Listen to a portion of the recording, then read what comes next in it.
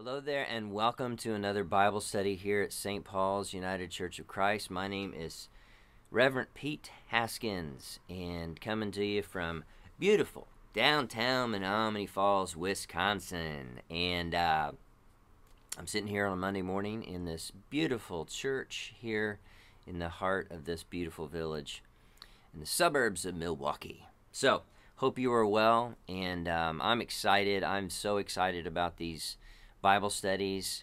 I'm totally nerding out on all this stuff. I love it, and I'm really starting to get into this. So today we're going to be talking a little bit more about this section in John 3 about Nicodemus and the births.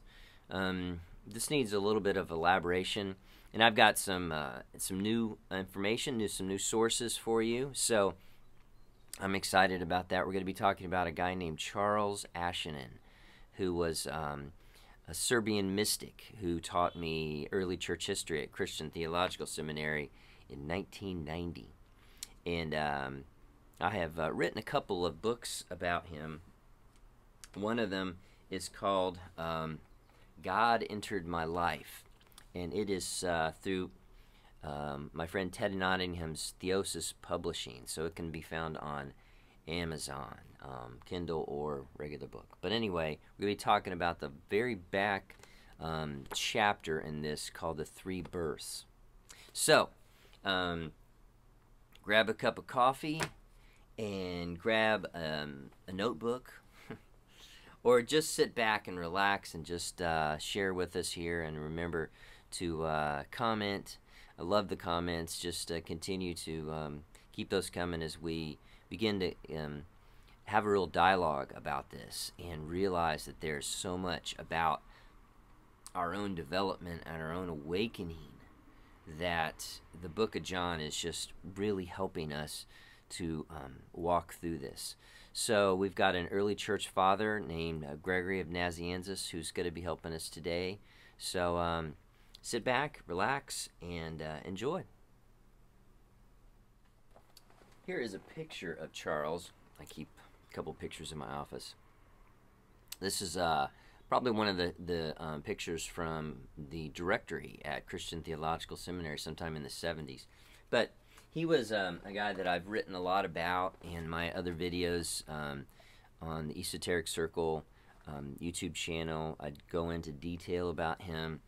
He made a huge impact on me, and I wrote a biography about him in 2006, and then I wrote about his theology of suffering in 2011 called The Transforming Power of Suffering. So I've written a couple books about him, and when I was reading this about Nicodemus and how Nicodemus is coming to Jesus, and like, what does all this birth stuff mean? He's asking Jesus this. I immediately remembered the section in this book that I had written about the three births of man. So, Gregory of Nazianzus was one of the Cappadocian fathers in the 4th century, as Constantine made Christianity the official religion of the Roman Empire after he won at Milvian Bridge, and he won a civil war, and he consolidated his power. And he had a vision before that battle that Christ was with him, and he won, and Christianity became the religion of that empire, and that is why it was one of the reasons why it continued. So Constantine plays a huge part in this, and these early church fathers began to really take the spirituality of Christianity to a different level, because all of a sudden Christianity was the accepted religion and everyone was a Christian. And it, as you can well imagine, a lot of shallow Christians started to pop up because everybody was expected to be that. So these early church fathers really took it to a different level, and Gregory of Nazianzus was a guy that was a poet and a theologian, and he was someone who Charles was fascinated with. And I finished up this book on Charles with this little study about this, and I want to read to you a little section of a poem that Gregory of Nazianzus wrote entitled To Vitalian from His Son. So stay with me here for just a second. Gregory of Nazianzus writes, "By his first birth of flesh and blood, man arrives on earth and quickly disappears. Then comes the second birth of the Holy Spirit, when the light from on high descends upon him as he is washed by the water of baptism. The third birth, through tears and sufferings, makes clean God's image in us, which has been obscured by evil. The first of these births we have from our fathers, the second from God, and the third we ourselves are the authors, appearing to the world like a grateful light." So, Gregory of Nazianzus says that there are 3 levels of development that we must go through. This, as we talked about in the last video, this awakening, purification, and this illumination stage, which is kind of a general blueprint of it. But Gregory goes into great detail here in this poem. Charles had written an essay. Well, actually, it was a talk that he gave to psychotherapy students there at CTS back in sometime in the 70s. I'm not sure when. But he wrote this article about it, and I got a copy of this. That's how I based this section on the book, was from this essay that he wrote. So we're going to talk a little bit about these 3 births. So let's jump right into it here. Remember, this is all connected to Nicodemus. And Nicodemus asking these questions of Jesus. What are you talking about, Jesus? What is all this? And in that passage, Nicodemus hardly even speaks. Jesus is the one who is speaking, and he's saying to Nicodemus, you should know these things. So the early church fathers, and this is one of the reasons why I really find a connection between Gnosticism and the early church, and even with some of the pre-Christian religions of the Slavs. And we can get to that here in a minute. So there's just a whole bunch of stuff we're going to be going through here. Got some more sources here, so stay with us here. But let's go through this first birth first. The first birth is to be born from your parents. All right, let's talk about this, okay? Stay with me. It made me curious too. I'm like, born from our parents. All right, what does this mean? So he has basically 3 points Charles makes here in terms of what does this mean.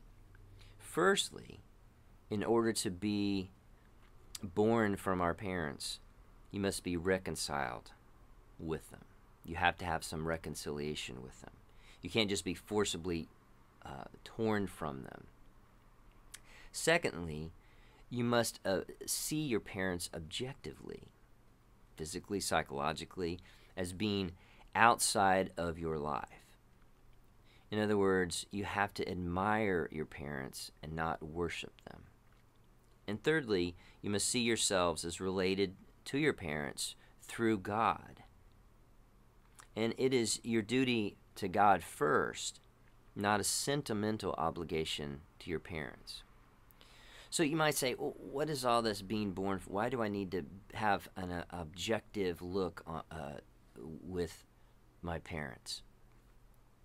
Because all of us have different experiences with our parents. And this really resonated with me because I was very, very close to my parents. And in this poem, he alludes to this idea that being a human being is being and having an awakening, as the Gnostics talk about it, and being in this existence, in this fallen world, as the Gnostics talk about, and as the early Christians talk about, that this world is a fallen world, that we have to have a series of awakenings, and these series of awakenings are also called births. These series of births. And if you are so close to your parents, if you are so obligated to your parents, and you're so obligated to them in a sentimental way, you can't have any room for God. You can't have any room for God at all, because you're so worried about your obligation, your sentimental obligation to them. And you're so worried about them that you can't do anything but sit here and say, well, what would my parents say? What would they do? What do they want me to do? And I get this. I understand this. And maybe you do too. We have to have some independence from them. We have to love them. We have to see them as primarily related to us through God, and not just our own physical genetic relationship that we have with them, that we come from them. We have to have that independence from them, and it all starts with that. You know, one of the things that Charles is talking about here, and with Gregory of Nazianzus, you know, in the pagan world, children were considered property. They were considered property, and they were considered someone that they could trade. I mean, literally. So this is a whole different way of looking at your parents. And as this has evolved, we realize that we need to be not just physically away from them, but we have to psychologically detach ourselves from them and realize that in order to truly be awakened, if you're going to truly be awakened, you have to have this separation from them. And you can't be sentimental in your connection with them. You have to love them. He's not saying you shouldn't love them. What he's saying is you have to be born from your parents. You have to have some objectivity. You have to have some independence. Without that, you can't move forward.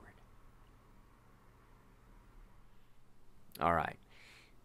The birth number 2 is being born from God. Firstly, we have to understand that the relationship between God and humanity, the creator and the created, is one of separation. We are separated from God. And in order to find reunion, we must fully develop our own humanity and our own personalities first. And one of the default settings, evidently, that we have as human beings is to assume that we don't need God. And atheism is very prevalent in a lot of our lives because we feel like we can just get this done on our own. Right? You see this.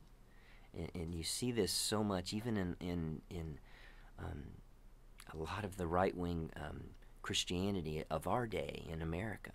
There's really a lot of atheism within that, because it is just a sense that I'm just going to make my own way.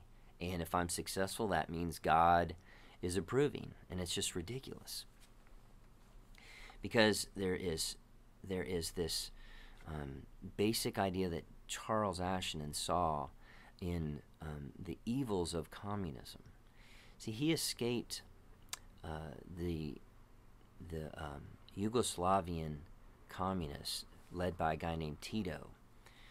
Charles was on the hit list, the death list, to be assassinated in 1944 when he was 24 years old, and he came to Italy and eventually made it to England and Scotland, where he got his PhD, and made it to America. And he never forgot that sense that communism is equally as evil as Nazism, because of this idea of atheism. Because our default setting cannot be that we can just do this on our own and that we are God. We have to realize that our existence here on earth is one of separation from God, and that we have to seek reunion with God. I mean, religion, the word religion itself means to relink with God. The whole word implies that we are separated from God. So Gregory of Nazianzus says that in order to be reunified, to be reconnected with God, we have to fully develop our humanity, all right, our personalities. And this is one thing I love about this, is because real Christians are quirky. Real Christians are themselves. Real Christians let their personalities come through. Real Christians have, cutouts of, weird memes and stuff. We wear Star Wars shirts to church, and we allow our personalities to come through. We don't sit here and say, well, I have to be rigid, and I have to appear a certain way, and I have to look a certain way. Where we allow our personalities to shine through. We have to realize our personalities. We have to know what we like. We have to know ourselves. We have to realize that in order to be reunified with God, we have to fully develop our personalities. Not saying that we are going to be God and that we got this, God. I got this. Everything's really evil down here on earth, and it looks like you're screwing things up, and I don't need your help. We have to realize that our connection back to God begins with not only this separation from our parents so that we can have some independence, but it is this separation from our idea that we've got this, that we are God, and that we have to realize that in order to rejoin God, we have to fully be ourselves, and we have to allow our personalities to shine through, and we need to develop those. I mean, it is one of the reasons why we have the school system that it's based on the Greek paideia, that's why I was forced to take math and chemistry and science and all the stuff I didn't like. It was a smorgasbord of things to see what I liked, and this variety of things to see what will awaken me. And what awakened me was English literature and history and religion and philosophy. And I cannot stand algebra and trig and calculus and chemistry and all. That's not my personality gravitates towards something different, right? And that's why you have to go to get an education, as far as I'm concerned, so that you can discover these things about yourself. You discover them, right? So we start out by separating ourselves from our parents, right? Getting some independence, and then discovering who we are. And next, we have the third birth, which is by far the most difficult. It is the birth from ourself. So this third birth, I need another drink of coffee because this is going to be a big one. My goodness. This third birth is our birth from ourself. And Gregory of Nazianzus, I mean, it's just, the insight into this, I think, is just amazing.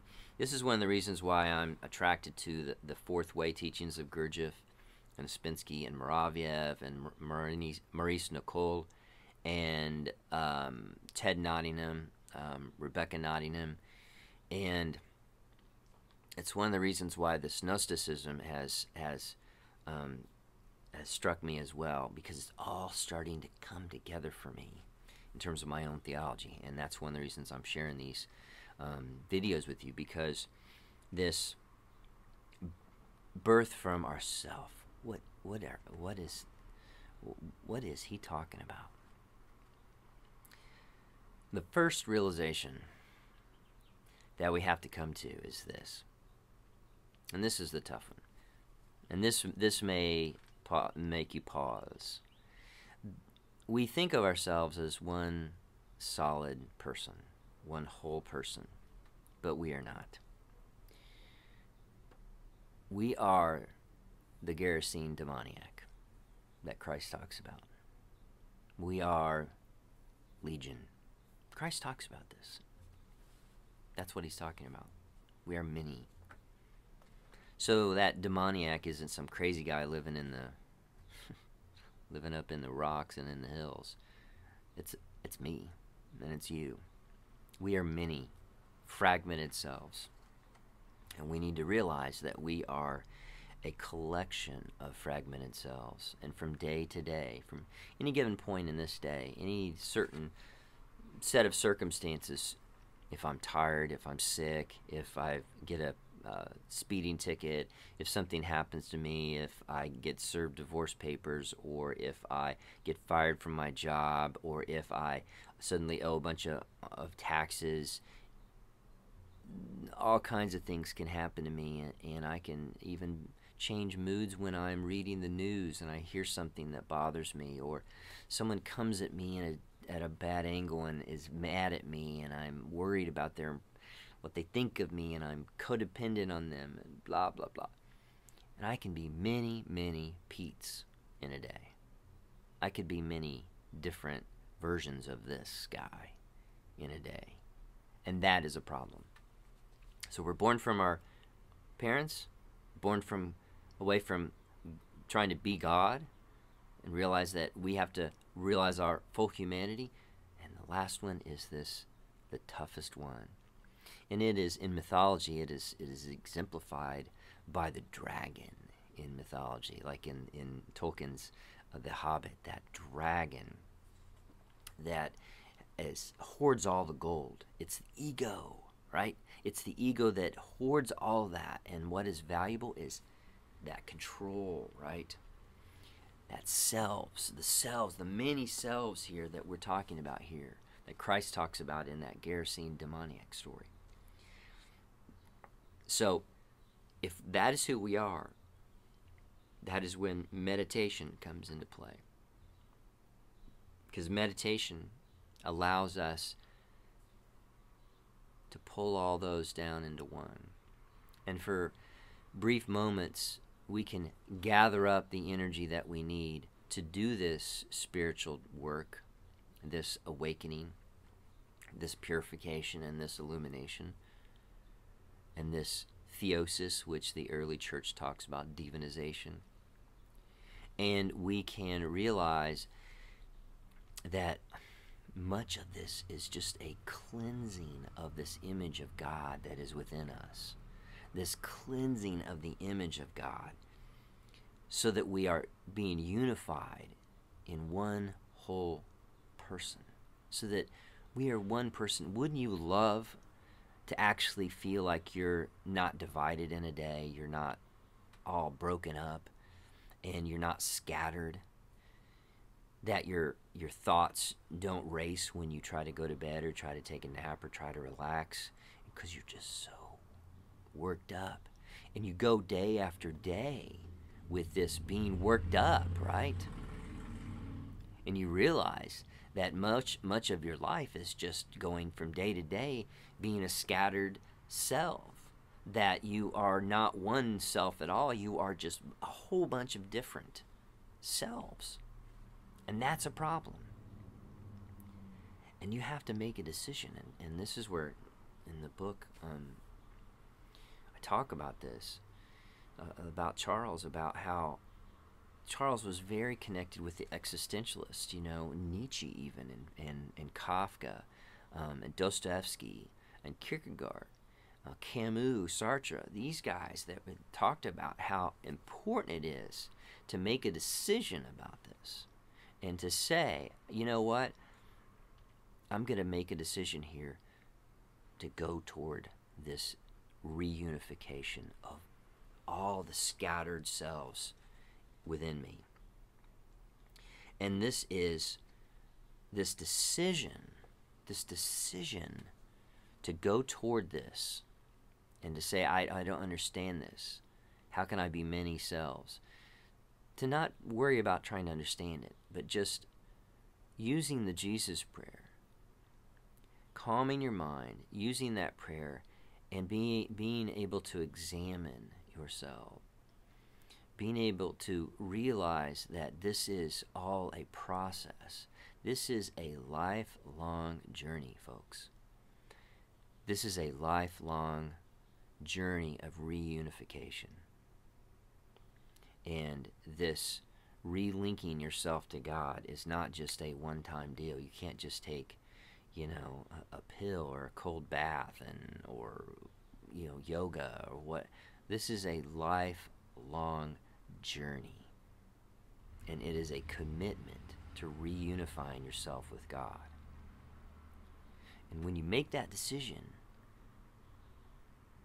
the seeds of consciousness are germinated, right? I preached about that yesterday at St. Paul's. The kingdom in Mark 4, Jesus talks about how the kingdom of God is like scattering seeds, and you don't know how they germinate, but they germinate when you make that decision, and then you make that lifelong commitment to taking care of that tree, that the mustard seeds, and the birds that come into that mustard seed bush. Those are the selves, right? That's what that passage is talking about. Those birds are the selves, the fragmented selves that get collected all in one place. Boris Moraviev talks about this in terms of metal filings, like our consciousness and our bifurcated, divided self is like a whole bunch of metal filings in a can that is heated up so that they all get melted into one direction. We have our scattered selves, and the key is to get pointed in the right direction, get all of these selves unified, and be a unified self, right? That's the key, because so much of our life is spent feeling scattered. Do you feel scattered? That's your main question. And if you do, this stuff to me makes sense. This stuff to me makes sense because it unifies me. Otherwise, I feel like I'm just, passing my time here on earth. That I'm really not making, any progress whatsoever because I'm just so worried about other people. I'm worried about my parents, or I'm worried about taking control of life and being God, or I'm worried about all of these things, and all of a sudden I realize when I get to this point, I realize that I really am just a whole bunch of scattered selves, and I don't want to be. I want to be useful. I want to be a co-creator with God. I don't want to be the creator, right? I don't want to be that. Let God be that. I want to be a co-creator, though, with my own personality, with my own personality shining through. I want to be fully developed. I want to be fully developed, and I want to be helpful. I want to be helpful to this world because guess what? We really need help now. Our environment is degrading and deteriorating. Politics aside, it is. And it's a big deal, and it's going to be a big crisis. We need all hands on deck. We need to allow God to work through us. How can God work through you when you're just worried about your parents? How can God work through you when you're just worried about taking control of your life and being God? How can God work through your life when you're just a bunch of scattered, separated selves that just is just chaos inside of you? You have to have some sense of reunification, and this is a process. So throughout the Jesus prayer, you can use these three levels and examine, how are you doing with, with your parents? How are you doing with taking control of your life? Are you OCD? Do you have issues with that? Do you have to have control of everything? You feel scattered, and you examine. My brothers and sisters in the recovery community know all about this, right? Step 4, that moral inventory. And then step 6 and 7, the character defects. Oh my goodness, having to list those. That examination. The 12 steps are an amazing way. You can use the 12 steps to do this stuff because it examines. I think everyone should work the 12 steps because it is an examination of your life, which by far is just something that, Bill W. and Dr. Bob just did an amazing job at. An unexamined life is not worth living. That's what Charles taught me. An unexamined life is not worth living. This is all about examining your life and getting in there, looking under the hood and saying what's wrong. Don't just assume that car runs. Look under the hood and say, oh my goodness, look at this mess. I've got to change the spark plugs. I've got to, got to change the oil. You've got to look at it and look at yourself as a project and realize that it takes this introspection and it takes this examination, because God needs you to be a co-creator. God needs you to be a co-creator. Blessings to you on life's journey. All right? I'll see you next week, and keep those subscriptions coming, the likes, and most of all, those comments, and let's talk. I want to hear how you're doing, and I'm with you, and let me know if there's anything I can do. But thank you so much for sticking with me here today, and this really some amazing teachings from Charles Ashanin and Gregory of Nazianzus, and just a whole bunch of stuff. So blessings to you on life's journey, and I'll see you soon.